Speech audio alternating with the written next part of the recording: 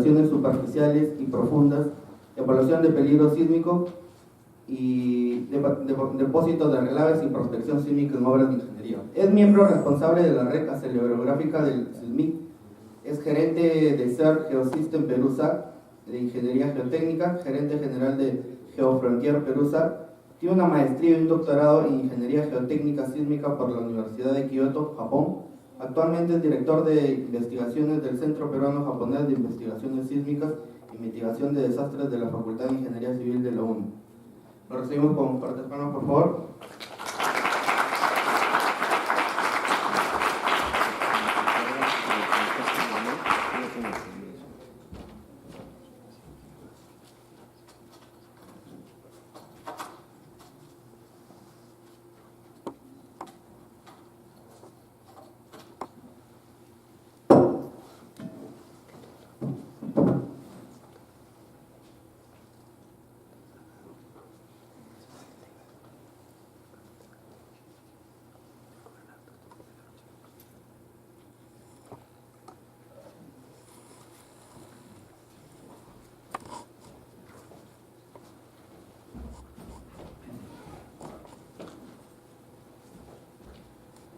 Muy buenas tardes, señores asistentes. Antes de todo, un agradecimiento a los organizadores de este evento por haberme considerado para presentar una ponencia en este simposio, ¿no? En realidad es bastante halagador ver cómo los estudiantes están organizando pues, para hacer este tipo de evento de difusión, que es importante para mejorar pues, el conocimiento, ¿no? en nuestros profesionales, ¿no? Entonces, en esta oportunidad he creído conveniente presentar un aspecto bastante importante desde mi punto de vista en cuanto a la elaboración de los estudios de suelos aplicados a obras civiles, ¿no? Y algunos casos que convencionalmente ocurren pues con problemas especiales de los suelos y algunas dificultades o problemas o daños que generan las estructuras construidas sobre estos materiales. Entonces, vamos a mostrar justamente, en primer lugar, ¿no? qué es lo que ha ocurrido en los últimos tiempos, ¿no? Definitivamente la ingeniería geotécnica en los últimos años ha tenido un gran desarrollo, ¿no? Yo recuerdo en la época en que estaba estudiando, pues realmente aquí en el país la información era bastante escasa sobre geotecnia. Uno pensaba que solamente era para evaluación de los suelos con fines de cimentaciones, ¿no? Pero hay una gran aplicación, una gran cantidad de especialidades que se han desarrollado dentro del área de ingeniería geotécnica. Realmente es halagador ver ahora un gran número de profesionales, ¿no? especializados en esta rama de la ingeniería. Actualmente en el país, ¿no? se está viendo un gran desarrollo, una cantidad importante de estructuras de gran envergadura, ¿no? Tanto en áreas urbanas como en infraestructura. Tenemos el puente Chilina, en Arequipa, ¿no? un puente bastante de gran longitud, ¿no? Y así, ¿no? hay una cantidad impresionante de obras que se vienen desarrollando, pero justamente, ¿no? esa envergadura del proyecto exige ya, y la normatividad vigente también exige que se realicen los estudios de suelo.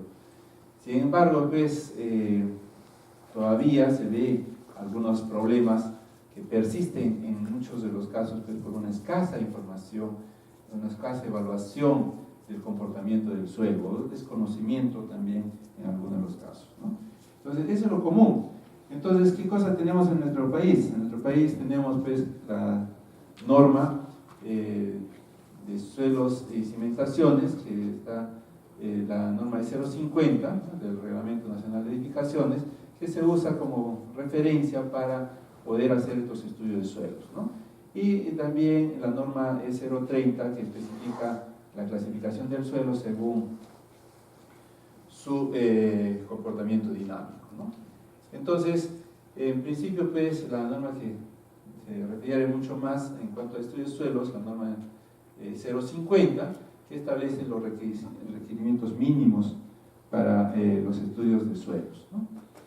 Esta norma la última versión viene del año 2006, ¿no? Y que hasta la fecha tenía una revisión ya por el Comité de Normalización que lidera CENSICO, y estuvo a punto de ser ya revisada por el Ministerio, pero nuevamente ha sido regresada para una revisión un poco más elaborada. Todavía no está pronta a ser promulgada. En cambio, la norma de 030 acaba de ser promulgada en enero de este año, ¿no? Entonces ha cambiado la zonificación sísmica del país y algunas consideraciones sobre los factores de amplificación del suelo, que es lo que compete a la geotécnica. Entonces, en cuanto a la norma de 050, como ya hemos dicho, esto especifica los requisitos mínimos para la ejecución de un estudio de mecánica de suelos, ¿no? Como ya es conocido por la mayoría de los consultores, esta norma pues establece una clasificación de las edificaciones en función a las importancias, ¿no? Y en función de esta clasificación especifica un cierto nivel de programa de exploración de suelos, ¿no? De acuerdo al área techada de cada una de las especificaciones, vamos a generar un programa de exploración relativamente denso, ¿no? A menos denso en función de la importancia. Y también se establece los números mínimos de exploración en cuanto a habilitación urbana, dice no menos de 3 por cada hectárea, ¿no? Habilitada. Entonces, estos requerimientos deben ser cumplidos pues durante los trabajos de exploración de campo para poder nosotros tener un respaldo de parte de la norma, ¿no? Cuando ocurre algo inesperado dentro de los estudios. Lógicamente, uno de los aspectos bien relevantes es en cuanto a la profundidad de exploración, ¿no? Esta norma establece pues, la profundidad mínima de exploración en cuanto a cimentaciones superficiales, cimentaciones profundas, ¿no? Indicando pues una profundidad Z por debajo del fondo de la cimentación, ¿no? Que debemos explorar durante los trabajos. Muy frecuentemente, ¿no? Cuando se trata de estructuras, por ejemplo, con sótano, que ahora se están construyendo con un gran número acá en la ciudad de Lima principalmente, ¿no? El problema de la exploración profunda es bastante complicado y convencionalmente muchos consultores se quedan pues en una exploración bastante superficial que no llega ni siquiera al nivel de fondo de cimentación, ¿no? Y con eso se estima mediante ya una caracterización del depósito, de las características del suelo de fundación, ¿no? Sin embargo, la norma pues, establece que la profundidad de exploración debe ser 1.5 veces el ancho de la cimentación de mayor tamaño por debajo del fondo de cimentación, ¿no? Entonces, imagínense una zapata que tenga de 3 metros de ancho, tendría que explorarse hasta 4,50 metros por debajo del fondo de cimentación como mínimo, ¿no? Entonces, eso es lo que generalmente no se hace. Cuando hay un sótano, por ejemplo, tenemos ya de antemano 3 metros, ¿no? Más en promedio de una profundidad de empotramiento de la cimentación de su eje de 1 metro, ya van 4, y por debajo de esta, de función del ancho de la cimentación, 1.5 veces, ¿eh? Entonces, para un sótano ya estamos hablando ya de profundidad de exploración de más de 6-7 metros, ¿no? Entonces, y muchas veces no se cumple, como reitero, este tipo de especificaciones, ¿no? Y en cuanto a cimentaciones profundas es todavía mucho más, porque establece pues 1.5 veces el ancho B, ¿no? En un número importante de punto de exploración, y mínimo 6 metros de profundidad por debajo del fondo de cimentación. Entonces, también esta norma establece los números mínimos y los tipos de muestras a extraer en función de los tipos de suelo, los ensayos in situ y los ensayos de laboratorio que se deben realizar para determinar las características físicas y mecánicas del suelo de cimentación, ¿no? Finalmente ya establece criterios para el diseño de las cimentaciones, ya sean superficiales o profundas, y también establece los criterios para la selección de los parámetros de resistencia cortante de los suelos, ¿no? Por ejemplo, para arcillas dice utilizar solamente la cohesión no drenada, y para suelos granulares utilizar el ángulo de fricción y la cohesión cero, ¿no? Esa es una restricción que pone la norma, bastante conservadora, por cierto, para el diseño de cimentaciones. Establece el asentamiento tolerable de las estructuras en función a una distorsión angular, ¿no?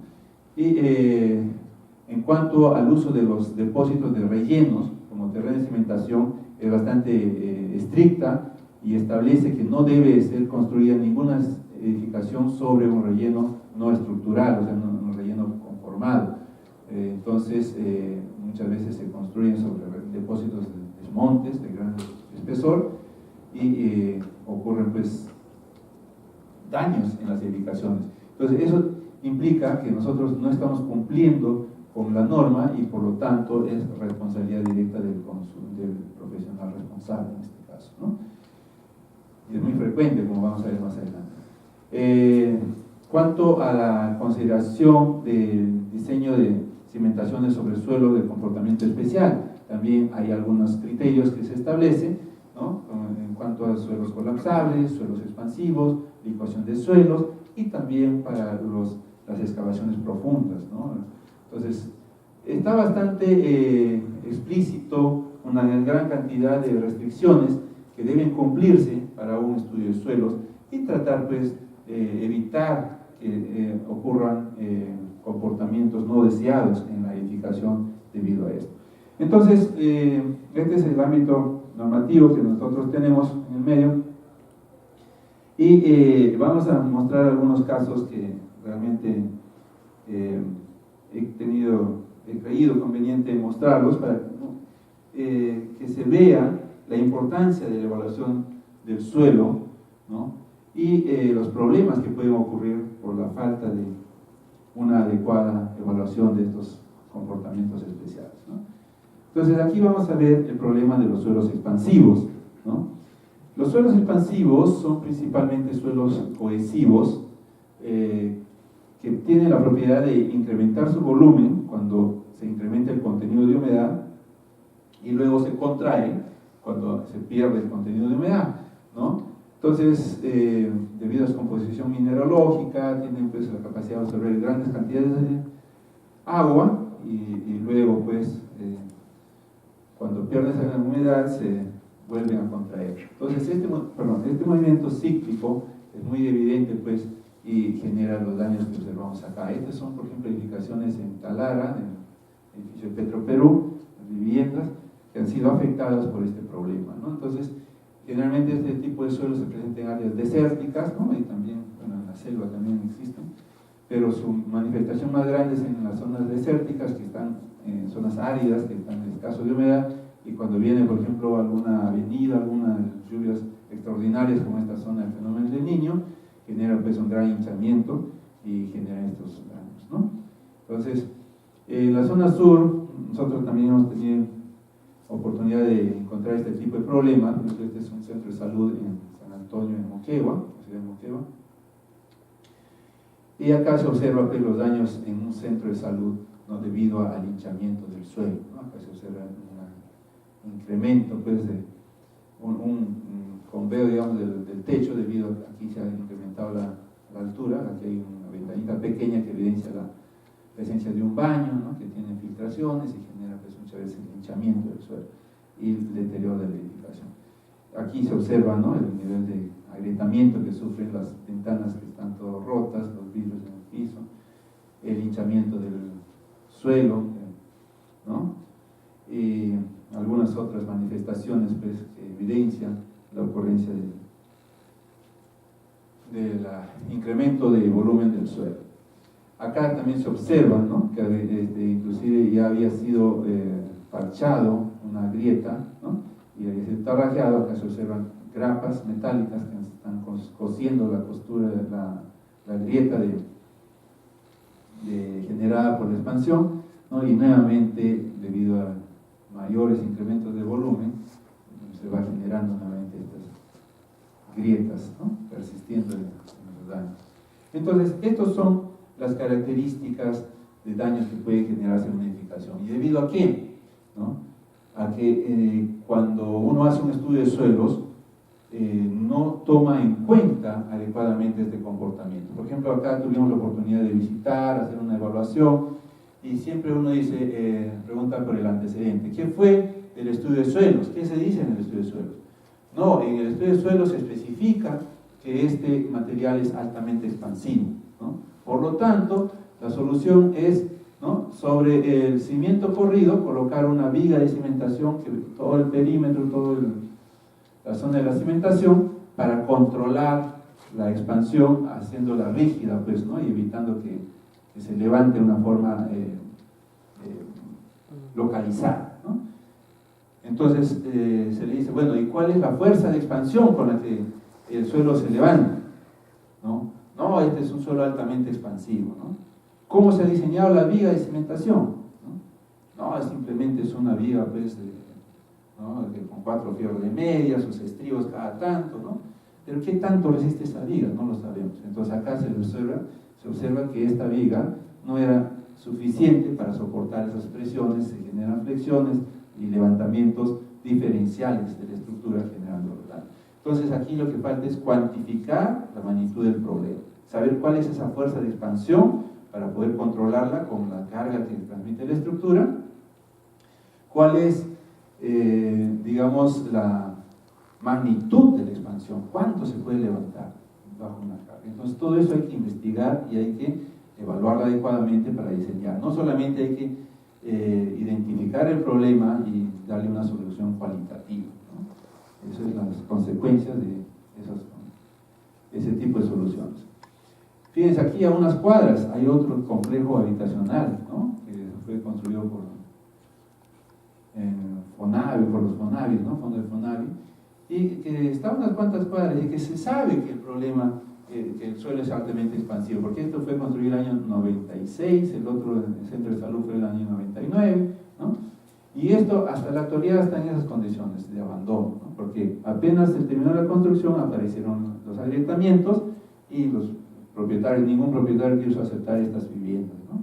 Inclusive después del sismo del 2001, el presidente entonces Toledo quiso asignar esto creo que a profesores o a policías damnificados, ¿no?, a un costo bastante bajo, pero ni ahí prosperar la compra, porque la gente tiene miedo de vivir en estos tipos de viviendas todas agrietadas, ¿no? Y consecuencias, ¿no? A veces son errores también. Esto también tiene una concepción, digamos, quizás no bien con un no buen criterio, ¿no? Fíjense, acá se construyen estructuras de 4 pisos, ¿no? Pero como se conoce el problema que el suelo es expansivo, acá la cimentación fue construida con unas plateas de cimentación, una losa de cimentación, ¿no? Entonces, al hacer la construcción con losa de cimentación, la carga que transmiten estas estructuras se divide entre toda esa área de la cimentación, de la losa. Entonces, la transmisión de cargas son bastante bajas al terreno, y justamente uno piensa que el concreto es un elemento rígido, ¿no?, y que cuando ya hay un movimiento, esta estructura se va a levantar en una forma, digamos, rígida, sin hacer ninguna distorsión en la estructura. Pero nos olvidamos, pues, que el concreto se fisura si es que no está bien diseñado el refuerzo. Entonces se fisura la losa, se levantan ciertos sectores que tienen mayor contenido de humedad y generan los daños, ¿no? Entonces, conclusión, ¿no? La solución, si bien es cierto, tenía un criterio de mantener una estructura rígida, no fue diseñada para tal fin, y por lo tanto la estructura sufrió daños, ¿no? Fíjense ustedes que el año 2001 hubo el terremoto que afectó a esta región, y nosotros, nosotros en la Universidad de Ingeniería, en el CISMID, siempre hacemos evaluación de daños y luego estudios de microzonificación para la reconstrucción. Entonces fuimos a hacer eso, ¿no? Y en una primera campaña de evaluación de daños, en esta zona de San Antonio, nosotros preguntábamos a los pobladores: señora, su vivienda se ha agrietado. No, felizmente no, por el sismo, ¿no?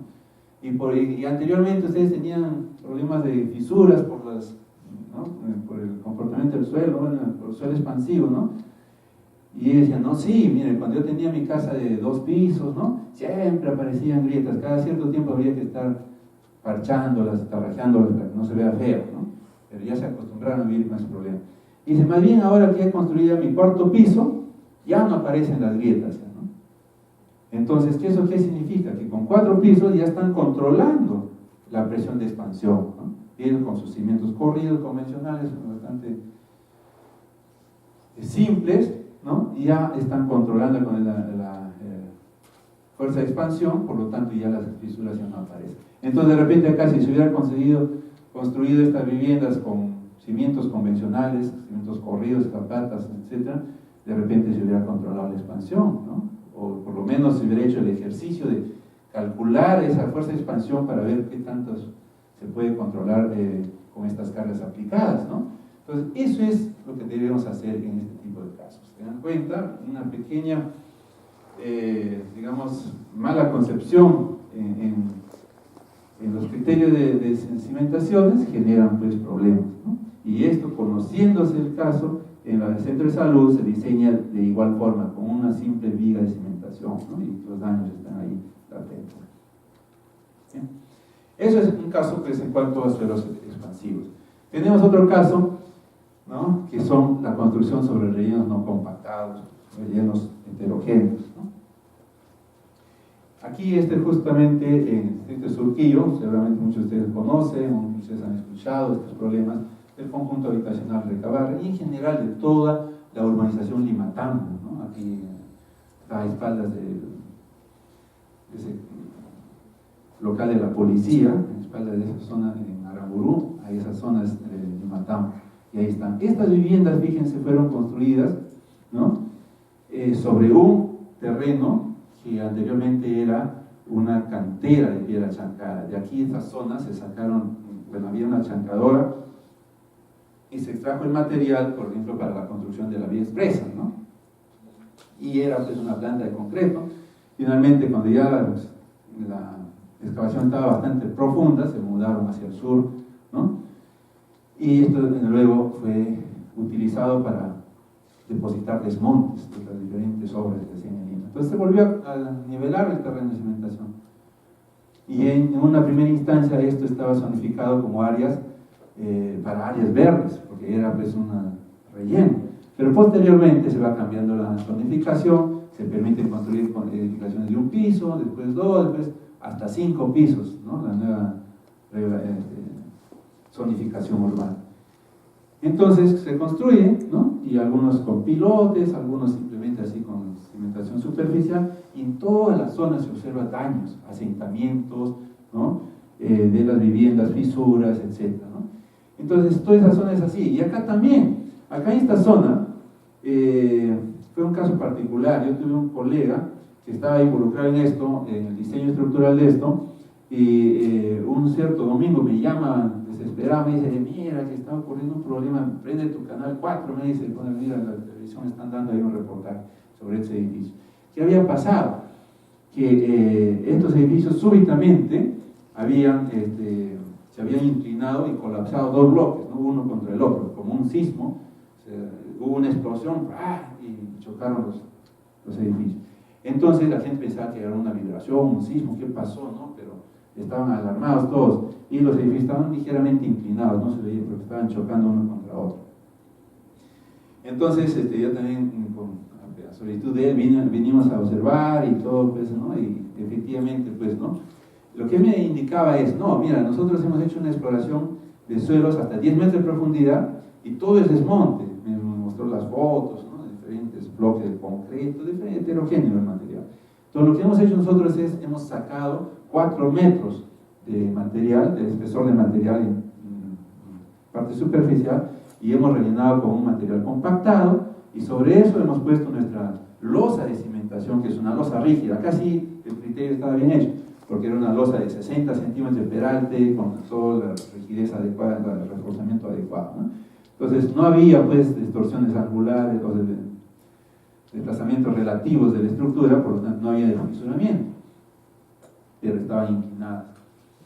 Entonces, ¿qué resulta? Que aquí había problemas de filtraciones de agua, por acá hay parques, se riega así a gravedad, vienen tremendos canales de agua, y por acá desaparecía, pero nadie sabía dónde iba, ¿no? Pero finalmente, bueno, después de hacer unas investigaciones y todo esto, se encontró que aquí había unas cavidades de hasta 35 metros de profundidad, todo eso rellenado con desmonte, y sobre eso pues estaban todas esas viviendas, y por eso los asentamientos. Entonces, lógicamente, ¿no? Aquí estos profesionales fueron sancionados por el Colegio de Ingenieros y no sé qué más responsabilidad habrán tenido, ¿no? Debido a que no están cumpliendo con la norma de decir, oiga, no construyan sobre rellenos heterogéneos. La norma dice reemplazar todo el material y sobre eso construir. Imagínense reemplazar 35 metros de material y volver a compactar para construir ese edificio. Yo estaba pensando mejor hacer toda una especie de una ciudadela así en laderas, ¿no? Hacia adentro, ¿no? Como un anfiteatro. Pero es una área muy grande, ¿no? Entonces, esas son algunas de las consecuencias, ¿no? Acá tenemos las vistas, y ahora ya está abandonado. Ahí se hizo algún estudio de reparación, de reforzamiento, miren los hundimientos, las pistas, ¿no? Todo este material es muy heterogéneo. Se hizo algún trabajo de reforzamiento pensando en que podría recuperarse estas estructuras. Yo creo que sí se podía recuperar, ¿no? Pero no se llegó a hacer el proyecto de reforzamiento, bueno, por nuestro lado, ¿no? Hicieron con otro grupo de ingenieros, hicieron el estudio y recomendaron una solución, por ejemplo, de inyecciones, ¿no? Con lechada de cemento, o sea, inyectar ahí en ese material, consolidar todo ese material con inyecciones de lechada para evitar que el asentamiento continúe y luego ya reparar la estructura. Entonces, cuando se vio el proyecto, se encontró pues que no iba a ser viable porque estaba al límite, ¿no? de el costo. Para reparar una estructura, ¿no? El costo de reparación no debe ser mayor al 50% del costo de la estructura, de construir la estructura, ¿no? Como nueva. Entonces estaba al límite. Si excede ya el 50%, es preferible demoler y volver a construir, ¿no? Ese es el criterio. Entonces estaba al límite, y cuando nos consultaron, dijeron si la solución era adecuada, yo le dije que no, porque había visto las fotos de las excavaciones que habían hecho acá, y habían bloques de concreto, inclusive así como apoyados uno contra otro, una tremenda caverna, ¿no? Entonces imagínense llenar todo ese espacio vacío con lechada de cemento, iba a volar el volumen estimado de cemento para las inyecciones.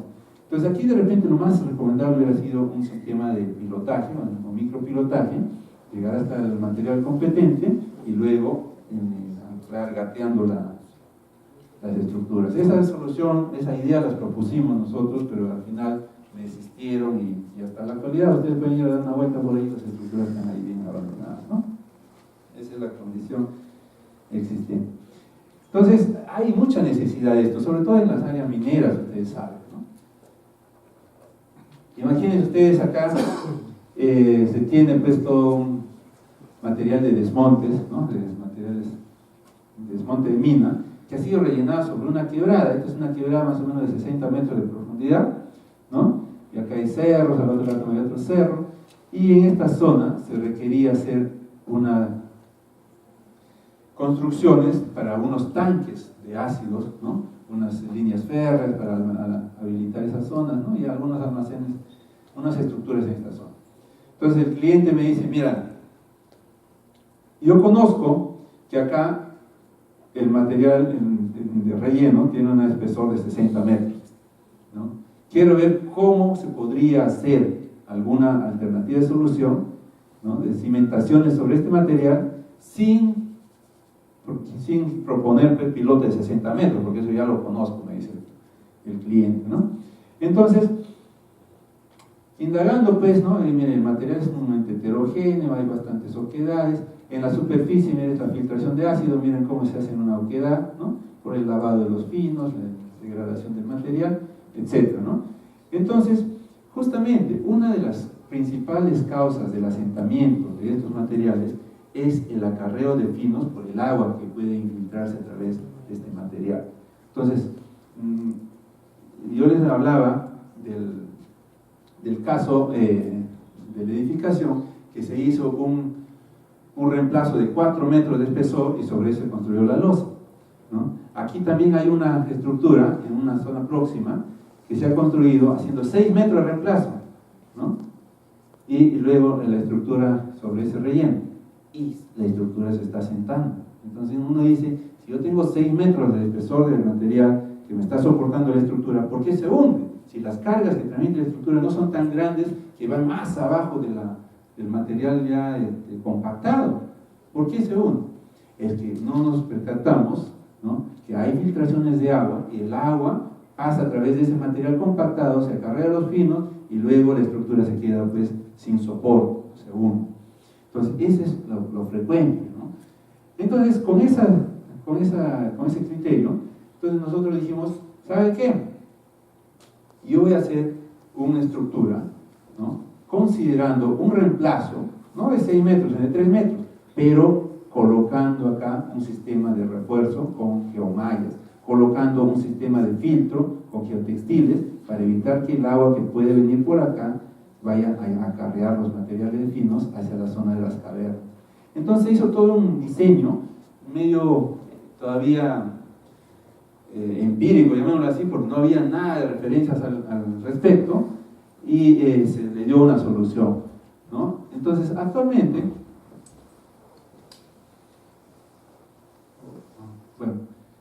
actualmente ya existe una cierta investigación con respecto a cimentaciones sobre suelos reforzados, ¿no? Entonces, eso vamos a ver un poquito más adelante, ¿no?, que puede ser utilizado en este caso de cimentación sobre rellenos heterogéneos, o también sobre suelos blandos, suelos pantanosos, ¿no? Bueno, este fue un proyecto en el cual la solución lo dimos de esta forma, pero el cliente todavía no lo quiso adoptar, se asustó, dijo, oye, pero me garantizan que esto funciona, no funciona, ¿dónde han visto esto? Y al final prefirió no colocar su estructura acá, sino se fue al cerro y desarrollando un poco más todo el sistema de transporte, etc., ¿no? Entonces, para evitar cualquier riesgo. Entonces, eso fue una experiencia un poco que quedó así en idea, ¿no?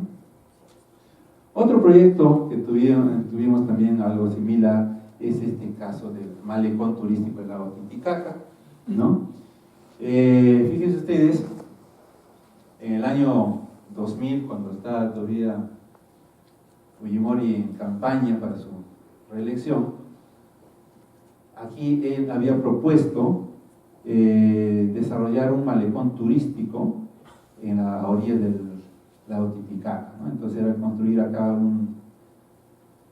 un terraplén, y en el área aquí que quedaba colocar pues un sistema de hoteles, pequeñas tiendas que lógicamente no tapen la vista, no más de 3 pisos, que sea pues un área turística, ¿no? Muy bonito el proyecto, interesante realmente. Y eso era, y nos encargaron a nosotros hacer el estudio de suelos. En el SISMIT se hizo este estudio.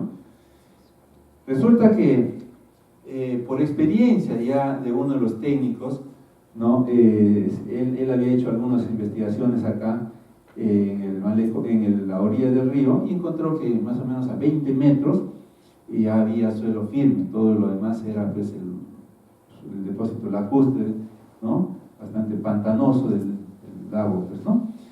Entonces nosotros llevamos 30 metros de línea de perforación para hacer estos ensayos acá.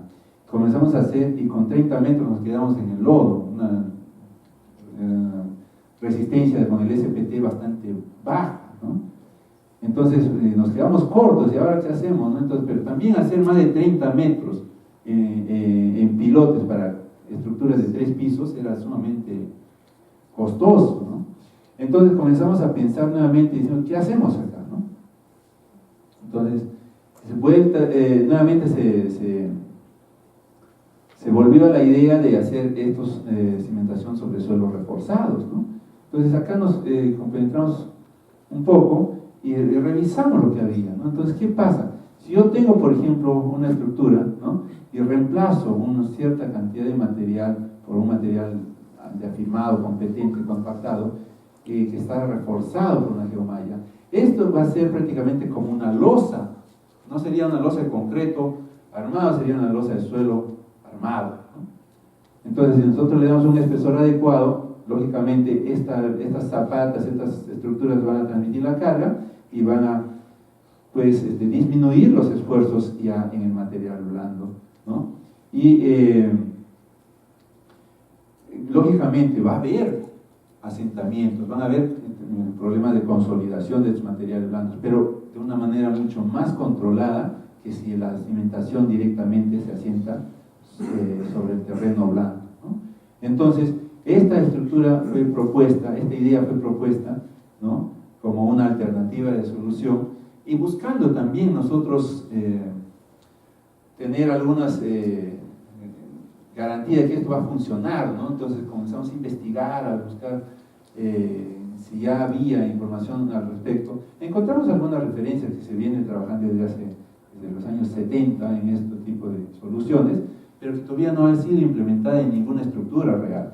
Simplemente es una idea, ¿no?, de construir la zapata. Nosotros definimos, pues, un área de refuerzo, ¿no?, mayor al área de la zapata, y luego tenemos que definir un número de capas. Mientras más capas haya, más costo, pero recuerden que estos materiales son bastante costosos, ¿no? Entonces, la investigación está todavía, ¿no?, desarrollándose en, por ejemplo, en definir cuál es el número de capas realmente necesarios, cuál es la dimensión de la malla con respecto a la cimentación, cuál es el espaciamiento óptimo entre mallas y cuál es el espaciamiento entre el fondo de cimentación y la primera malla, porque puede haber rotura del suelo en este tramo, ¿no? O de repente las geomallas se concentran mucho y en la parte final ya ni siquiera hay ningún aporte de estas mallas. Entonces hay una gran cantidad de variables que hay que investigar. Como no había ninguna referencia concreta, entonces nosotros, bueno, también hay esta opción, ¿no?, de poner, por ejemplo, el suelo reforzado, ¿no?, y luego controlar el asentamiento con pilotes, pero con un menor número de pilotes que se requerirían si se cimienta únicamente sobre pilotes, ¿no? Esta opción, por ejemplo, fue propuesta también para un proyecto en Tumbes, sobre un suelo de 14 metros digamos, de espesor, bastante blando, y luego ya el material competente. Entonces se propuso este tipo de soluciones, un reforzamiento, un espesor de algo de 3 metros de material compactado, y luego, para controlar los asentamientos, que eran bastante importantes todavía, colocar los pilotes, ¿no?, en ciertos sectores. Actualmente también hay otra tecnología que se llama agregado compactado, pilas de agregado compactado. Esta es una tecnología GeoPier que está siendo introducida actualmente en el medio, y ya se han hecho en algunos proyectos, ya una solución interesante, de hacer una perforación y colocar material de afirmado y ir compactando conforme se va rellenando esta perforación hasta llegar a la superficie. Entonces, la ventaja de esto es que genera una especie de un suelo compuesto entre un suelo blando y un suelo rígido. Entonces, prácticamente se modifican las características del suelo y la concentración de cargas van a ser tomadas por estos pilotes de mayor rigidez, o estas pilas de mayor rigidez.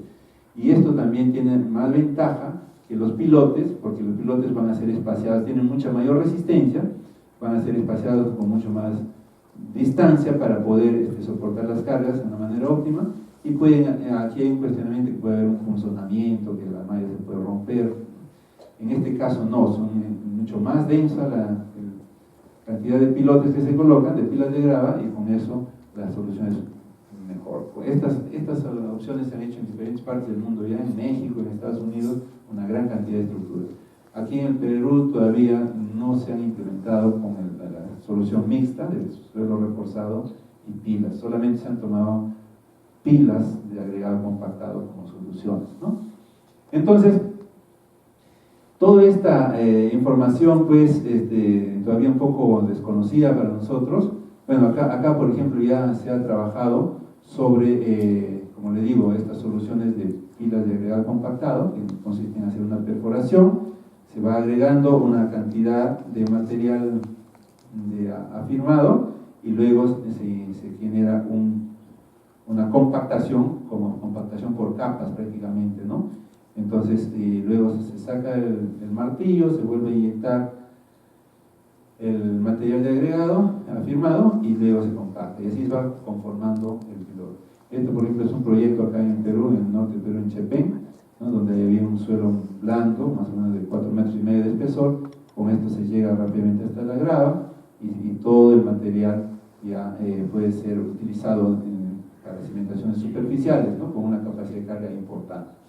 Y aquí justamente para verificar las características del terreno se hace un ensayo de carga para determinar cuál es la rigidez final de estos elementos, ¿no? Esto ha sido desarrollado ya en algunos proyectos aquí en el Perú, se ha hecho también en Jaén, en Pisco, ¿no? Con fines de densificar el suelo para licuación, evitar el problema de licuación, etc. Entonces, todas estas opciones ya lo tenemos en el medio en la actualidad. Pero para el proyecto del lago Titicaca, como nosotros no teníamos ninguna referencia de cómo hacer este tipo de soluciones, entonces tratamos de hacer nuestro trabajo de investigación, ¿no? Esto fue un proyecto materia de una tesis de titulación allá en la UNI, ¿no?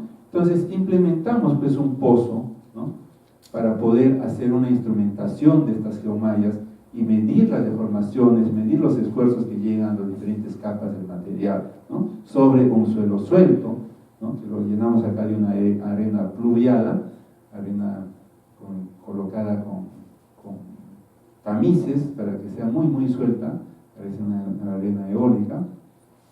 Entonces, implementamos toda nuestra base, ¿no? Primeramente colocamos acá está nuestro pozo, ¿no? Y para hacer nuestro marco de carga, ¿no? Lo pusimos, por ejemplo, unos muertos, ahí unos bloques de concreto que están desechados ya de los trabajos de estructuras, se han puesto bloques acá, con eso se ha anclado nuestro marco y luego se ha comenzado a rellenar con la arena, ¿no? Entonces acá está la conformación del suelo suelto, una arena fina, con ese tamiz, ¿no? Se lo ha ido colocando, se coloca acá la arena suelta, se va desplazando de un lado a otro el tamiz sobre unos pequeños rieles acá con pequeños rompemuelles, digamos, en esta viga. Entonces el tamiz va saltando y va cayendo, pero la altura de caída viene desde el fondo, o sea, desde abajo, ¿no? Con este tecle se va bajando el tamiz hasta el fondo y desde 20 centímetros va dejando caer la arena. Por si se deja de mayor altura, también se densifica la arena. Entonces, para que esté bien suelta, tiene que estar a pequeña altura de caída. Y es así la forma de obtener el material bien suelto, y luego ya se coloca la geomalla, se coloca la capa de suelo de suelo compactado, ¿no? Y con eso ya se coloca, por ejemplo, nuestra zapata, ¿no? La zapata, un pequeño placa de metal, ¿no?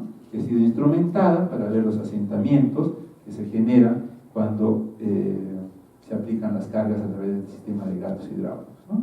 Entonces, este proyecto fue bastante interesante, ¿no?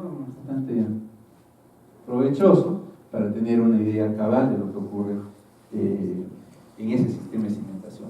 Y así también actualmente, como les comento, hay muchas otras experiencias ya en diferentes partes del mundo que están trabajando sobre esa alternativa de cimentación sobre suelos reforzados, ¿no? Bien, eso es un poco ese comportamiento especial de los suelos, ¿no? Tanto suelos expansivos, suelos rellenos, heterogéneos. También hay otro problema de los suelos colapsables, que también hay casos importantes de estructuras diseñadas sobre este tipo de suelos, que en este momento no los he tocado. Otro caso tenemos acá es el problema de la licuación de suelos. Se habló de los sismos, ¿no? Y acá vemos que justamente este caso del sismo del 2007 en la ciudad de Tambo de Mora, allá en Chincha, ¿no? En el litoral de Chincha, una ciudad que ha sido fuertemente afectada por el problema de licuación de suelos. Miren las hundimientos. Esta es la vereda, la puerta está hundida, ¿no? La estructura totalmente dañada, ¿no? El problema de licuación de suelos ha existido siempre, pero se conoce de una forma técnica ya del año 1964, en un sismo que ocurrió en Niigata, en Japón, ¿no? Donde las estructuras, pues, prácticamente enteras, sin daños estructurales, digamos, tuvieron este tipo de inclinaciones, ¿no? Problemas que ya evitaban, pues, el uso por funcionalidad, ¿no? Daños importantes por falla de los suelos. Entonces aquí se entiende que el problema de licuación ocurre, pues, justamente en suelos granulares sueltos, saturados, que con la vibración del suelo se genera un incremento de presión de poros que rompe la estructura del suelo y por lo tanto en un instante el suelo se comporta como líquido, como fluido. Entonces las estructuras que están encima se hunden, las que están enterradas como buzones, cisternas, salen flotando, ¿no? Entonces esa es la manifestación de la licuación, ¿no? Entonces luego de este sismo ya se conoce el fenómeno de una manera técnica, y aquí en el Perú, justamente en el sismo del año 70, que se estaba mencionando en la anterior presentación también, ocurre en Chimbote un problema de licuación de suelos bastante intenso, ¿no? Entonces acá viene una misión de japoneses a investigar el fenómeno y todo aquí ya se entiende que esto fue un problema de licuación de suelos, ¿no? Entonces la ciudad de Chimbote se conoce que tiene un espesor entre 6 a 8 metros de arenas sueltas que son potencialmente licuadas, ¿no? En Chimbote antiguo, en el nuevo Chimbote es otro tipo de suelo, ¿no? Gravoso. Entonces, esta es la situación, ¿no? De estas experiencias en el Perú. Este es lo de 2007. Hay en varios lugares, en Arequipa, en Moyobamba, se han registrado estos fenómenos en los últimos sismos que han ocurrido, ¿no? Entonces, en Tambo de Mora, miren, ven, en el año 2007, este es el interior de la vivienda, ¿no? Este amigo es un investigador americano que había venido a hacer el reconocimiento de daños, miren, está prácticamente con la cabeza en el techo, ¿no? Miren el piso cómo está, ¿no? El piso ha sido agrietado por la presión de agua que ha salido. Miren acá esta vista, el agua emanaba del subsuelo a gran presión, ha roto la estructura de la losa y se ha acumulado hasta un cierto nivel, ¿no? Entonces cuando se hacían entrevistas a los pobladores acá decían, oye, el agua salía hasta 4 metros de altura, ¿no? Salían chorros de agua del suelo hasta 4 metros de altura, ¿no? Y también, bueno, no sabemos exactamente si será cierto 4 metros, pero que ha salido agua a presión se ha salido, ¿no? Entonces, eso es la evidencia de la licuación de suelos. Todas estas zonas, ¿no? De Barrio Nuevo bastante afectadas, pues, hundidas por este problema de licuación de suelos, ¿no? Entonces, miren, acá hay una zona que más o menos tiene 4 kilómetros de longitud por 1,5 kilómetros de ancho en la zona del litoral. Toda esta zona ha generado licuación, fisuramiento, afloramiento de arenas, ¿no? Expulsadas con el agua, ¿no? Que evidencia, pues, el fenómeno de licuación. Una gran área de suelo licuado que es un caso histórico en el mundo, ¿no? No ha habido una zona tan extensa así de licuación durante un evento sísmico. Aquí han habido asentamientos importantes, una evaluación que se hizo posterior ya con una misión de americanos.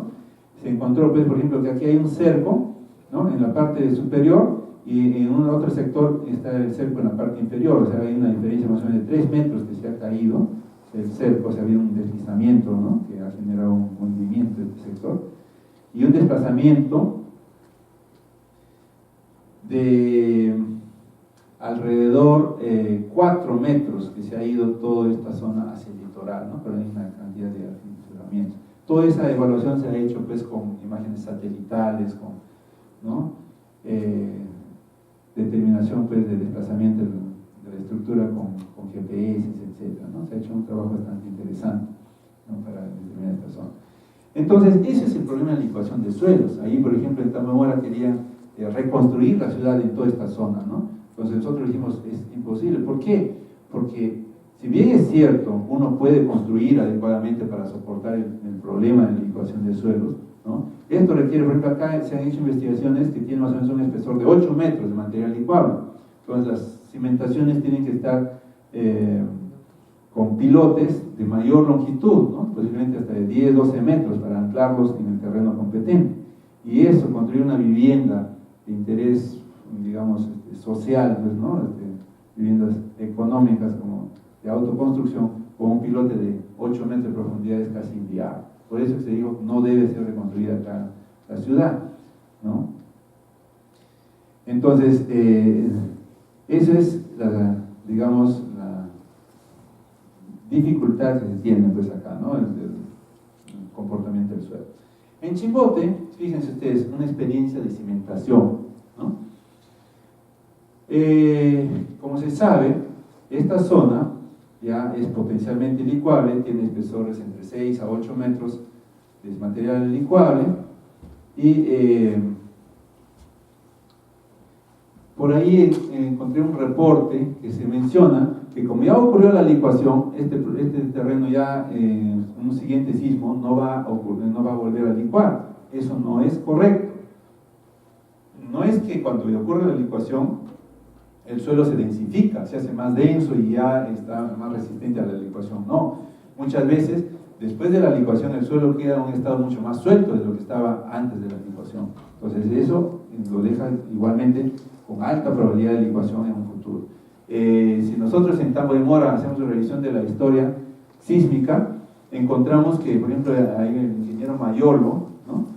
Un reconocido ingeniero también, que ya falleció hace unos años. Él había recorrido esa zona de Tambo de Mora y en el año 1974 reportaba licuación de suelos, ¿no? Entonces, pero como no hubo ninguna edificación en esa zona, no había daños, por lo tanto no se tiene pues esto con claridad, ¿no? Entonces, en esta vez sí han habido daños y por lo tanto sí ha habido ya una mayor investigación. Acá, por ejemplo, en esta cimentación en Chimbote, justamente un consultor dijo, hey, el agua está a 2 metros, hay que cimentar hasta 1,80 metros de profundidad de cimentación. Y con esto, ya se hizo el proyecto. Un contratista llega y dice, oye, ¿cómo vas a hacer cimentación superficial acá en Chimbote, no? Es imposible, tenemos que cimentar con pilotes, que hay licuación de suelo, que cómo no sabe este señor, ¿no? Hace una revisión del estudio y se hace un diseño de cimentaciones con pilotes hincados de 6 metros de longitud, ¿no? Se llegaba pues al terreno competente y cuando se están construyendo en un sector, ¿no? Mire, la colocación de los pilotes era tal que ponían la grúa, soltaban el pilote y solo caía más o menos hasta 4,50 metros, 4,80 metros, y de ahí comenzaban a hincar y ya quedaba pues el pilote más o menos hincado, ¿no? Pero en un sector soltaron el pilote y desapareció, ¿no? Entonces ya comenzaron a preocuparse, ¿qué pasó acá? Entonces volvieron a evaluar y se encontró que ahí en esta zona había un extracto, un lente, digamos, de material rígido, de 6 metros, y después de 8 a 9 metros, otra vez había un suelo sumamente suelto, licuable, y en otro sector no había ese lente, pues a 6 metros, entonces ahí donde desapareció el piloto. Entonces se tuvo que hacer una reevaluación de la cimentación, se reforzó toda esta zona que había estado hincada con pilotes de hasta de 12 metros de longitud. ¿Se dan cuenta? Lógicamente que el cliente estaba pues aquí, no sabía qué hacer por todo ese sobrecosto, más o menos unos 3 millones de soles, ¿no?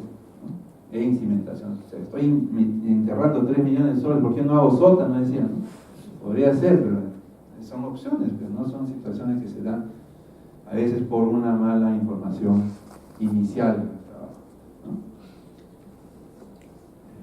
Acá están los taludes de la Costa Verde, justo que estaba hablando el ingeniero Isidro al respecto. Otro del problema, ¿no? Nosotros tenemos aquí en Lima el suelo bastante competente, las gravas, ¿no? Las gravas. Y muy poco nos preocupamos, dicen, no, la grava tiene 4 kilos por centímetro cuadrado de capacidad de carga y se acabó, ¿no? Hago mi calicata, mi clasificación y ya tengo mi estudio de suelo, ¿no? Perfecto, pero ahora estamos haciendo estructuras sumamente grandes, de gran envergadura, estamos haciendo sótanos, miren la profundidad de los sótanos, ¿no? Hacemos muros anclados, etcétera, para poder llegar a las profundidades adecuadas y se construyen estructuras que tienen cargas importantes, que ya no, los 4 kilos ya no le queda tan suficiente para soportar esos.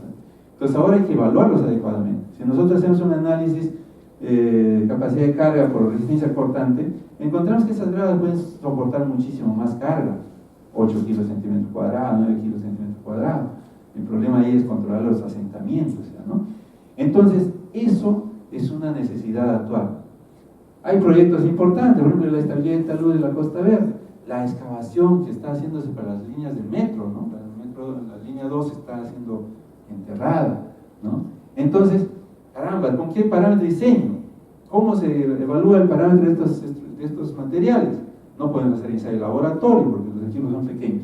Entonces, tenemos una serie pues, de complicaciones que es importante ya hacer un estudio para las gravas. Acá está justamente un análisis dinámico que se había hecho para la zona de San Miguel. Este es un modelo levantado con un dron, ¿no? Que es una nueva tecnología también actualmente utilizada.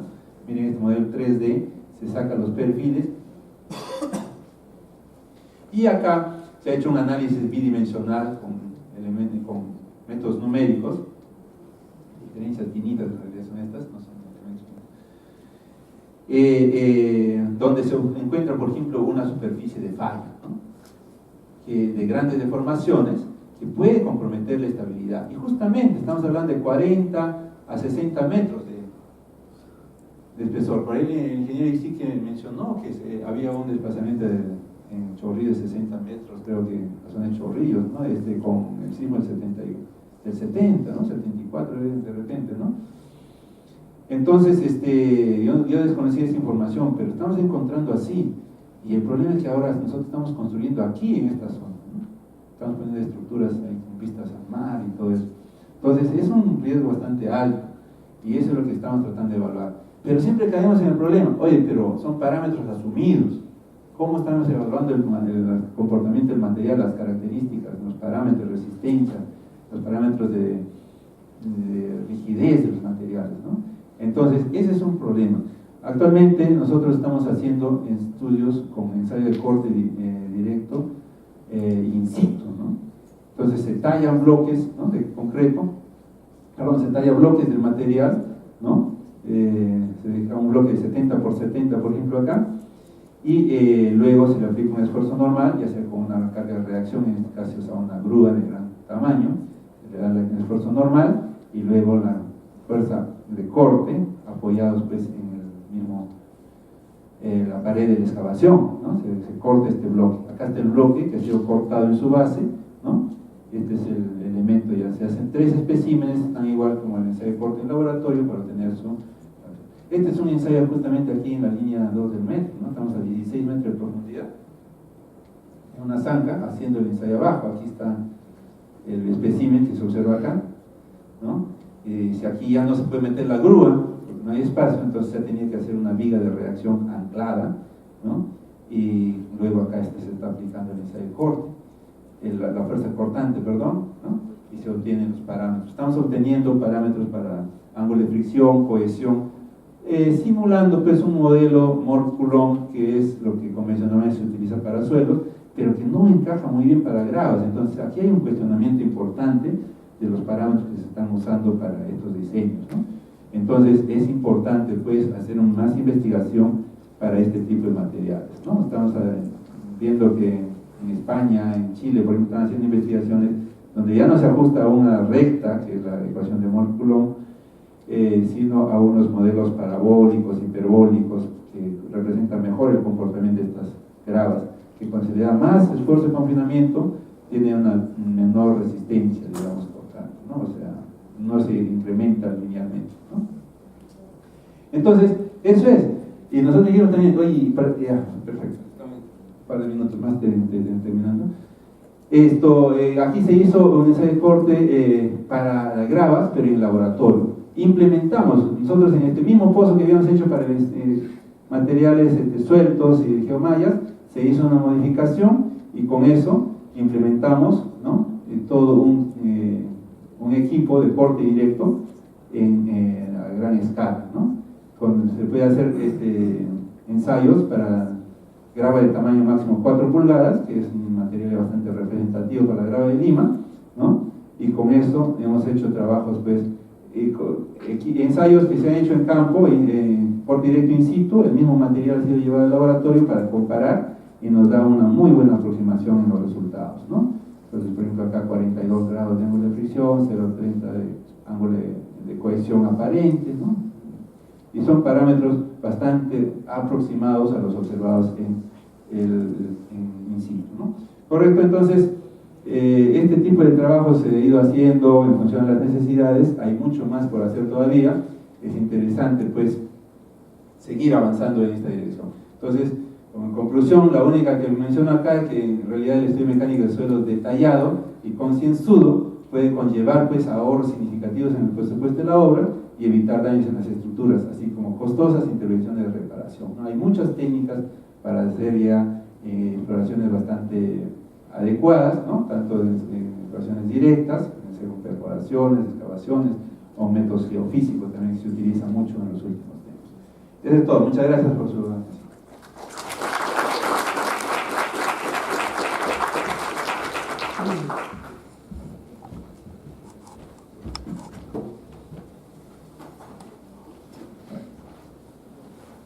¿Alguna consulta para ellos?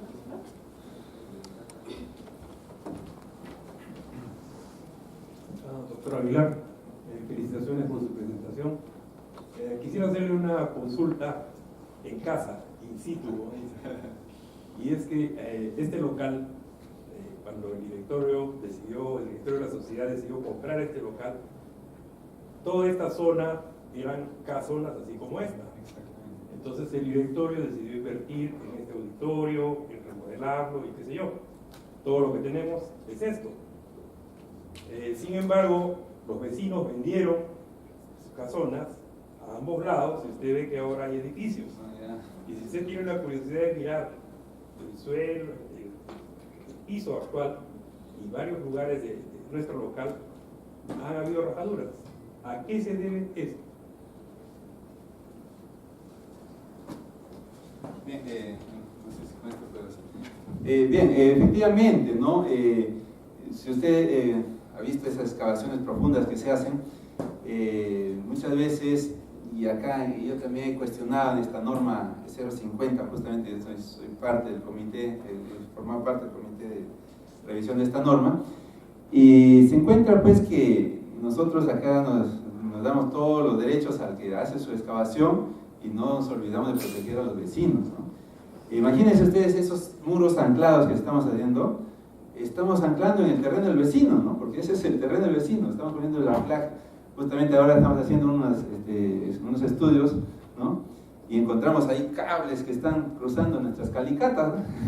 Imagínense cuando va a hacer su sótano el vecino, el vecino de la excavación anterior, ¿no? Entonces ahora va a tener que cortar, demoler todos esos elementos de anclaje. ¿Y qué implicará eso en la estructura? Posiblemente ya la misma estructura ha sido ya es autosoportante, ya no dependen de los anclajes. Esperemos que sea eso, ¿no? Pero va a ocurrir. Y muy frecuente es que cuando se hace la excavación no se toma en cuenta, ¿no? La condición del terreno vecino. Por ejemplo, en España o en algunos otros países, para usted poder hacer una excavación profunda, tiene que en primer lugar hacer un muro, ¿no? O sea, por ejemplo, hacer una excavación, ¿no? Por sectores y comenzar a comunicar, por ejemplo, ya sea pilotes o elementos de contención, con la capacidad de soportar la presión del empuje pasivo del terreno que le corresponde al vecino, para evitar que haya deformación del terreno del vecino.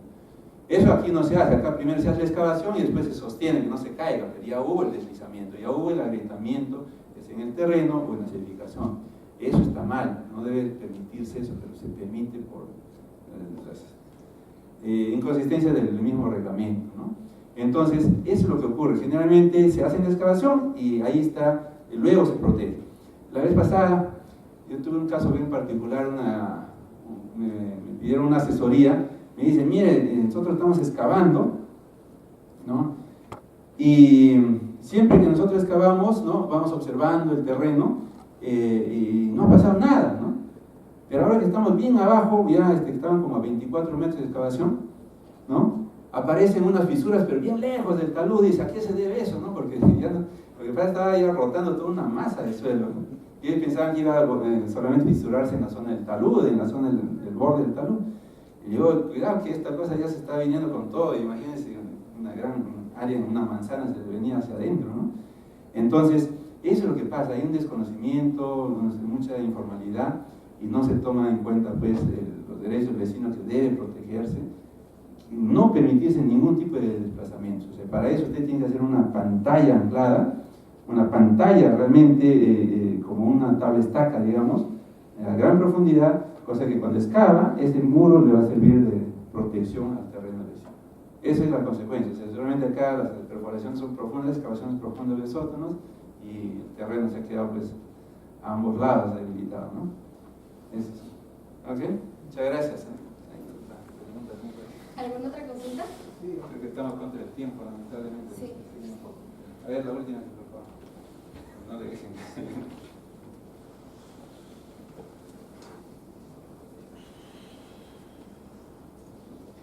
Sí, buenas tardes. Te conozco el tema de esto de las edificaciones de surtido, y algo parecido, solo usted también de repente tendrá conocimiento del problema que se vive ahí en Vía Libertad, ahí por Cerro Centinela, entre Ferrero, ¿no?, y cerca del pueblo, donde también hay este tipo de relleno, y haciendo los estudios respectivos de esta zona, realmente para estos lotes que llegan entre 200 y 300 metros cuadrados, también tienen ese problema de que tienen más de 30 metros de relleno. Entonces, para hacer, según la norma, para cumplir la norma, que no se puede cementar cuando toda la gente de ahí construye, para hacer las obras de mitigación para construir estas viviendas de un piso, 2 pisos, construir pilotes, resulta demasiado caro. Entonces, y las consecuencias no solo son el lavado del fino, ¿no?, sino que consecuencias de varios factores geológicos que se presentan, ¿no? Tenemos un macizo rocoso, tenemos la arena eólica, tenemos ¿cómo se llama? La amplificación para su próximo sismos, y varios factores geológicos geotécnicos que se producen en esta zona. Entonces, la solución es, por ejemplo, rellenar con materiales de relleno controlado, más su platea, pero con obras de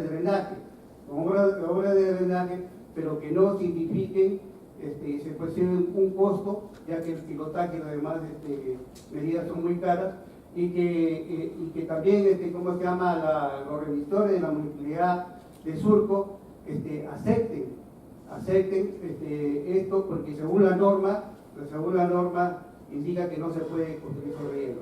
Pero la mayoría ha construido, y hay construcciones de 4 pisos que tienen estas rejaduras de 2 a 3 centímetros hasta el 4º piso, y viven ahí. Y estas grietas son diagonales y generalmente están en la puerta y en la ventana. Entonces la pregunta es, ¿cómo se llama? ¿Cómo es que, no se puede cumplir la norma y el uso de la platea y el suelo reforzado, que usted lo ha mencionado en su exposición? Claro, efectivamente, ¿no? Aquí tenemos todavía la restricción de la norma que especifica que no se puede construir sobre ese tipo de materiales, ¿no? En principio, yo creo que tenemos que estar haciendo investigaciones. Hasta el momento yo he visto, ¿no?, un solo proyecto construido aquí en el Perú con suelo reforzado sobre suelo blando, pero la solución ha sido tan robusta, digamos, que previamente han reemplazado casi 10 metros de material con suelo reforzado, que es una cosa bastante monstruosa, ¿no? Entonces yo no creo que eso sea la solución, o sea, sale antieconómico también, ¿no? Tenemos que ver primero una optimización de este diseño y una cierta garantía para que luego pueda ser incluida en alguna revisión de la norma. Mientras tanto, no vamos a poder evitar ese problema legal que se genera por construir sobre rellenos, ¿no? Es difícil, hay que seguir avanzando en investigación. Muchas cosas se van avanzando en investigación, se van haciendo sin ya considerar las restricciones de la norma, ¿no? Y cuando van funcionando, ya uno va tomando esa experiencia, ¿no? Lamentablemente acá todavía estamos muy incipientes en este tema de suelos reforzados, ¿no? Yo creo que la solución ahí, de todas maneras, es costosa, pero la solución iría por ese tipo de suelo reforzado con los pilotes que sí controlan los asentamientos. Con eso sería no tan económico, pero es mucho más económico que pensar solamente en pilotes, ¿no? Como solución de cimentación. Es complicado. Yo he visto también el colegio ahí, María Guzmán, creo que es, ¿no? Por ahí hay un colegio que está también inclinado en ese sector. Que lo hemos hecho el estudio de reforzamiento y a la larga salía más costoso repararlo que demolerlo. Y se dejó ese proyecto ahí. Entonces es complicado, la realidad todavía no se puede hablar así de una solución inmediata. ¿Sí? Muchas gracias nuevamente. ¿eh?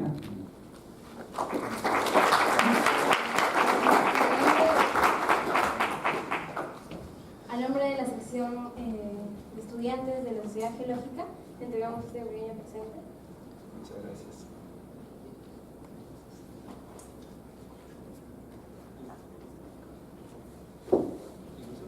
Ahí está, certificado, falta mano acá para decir.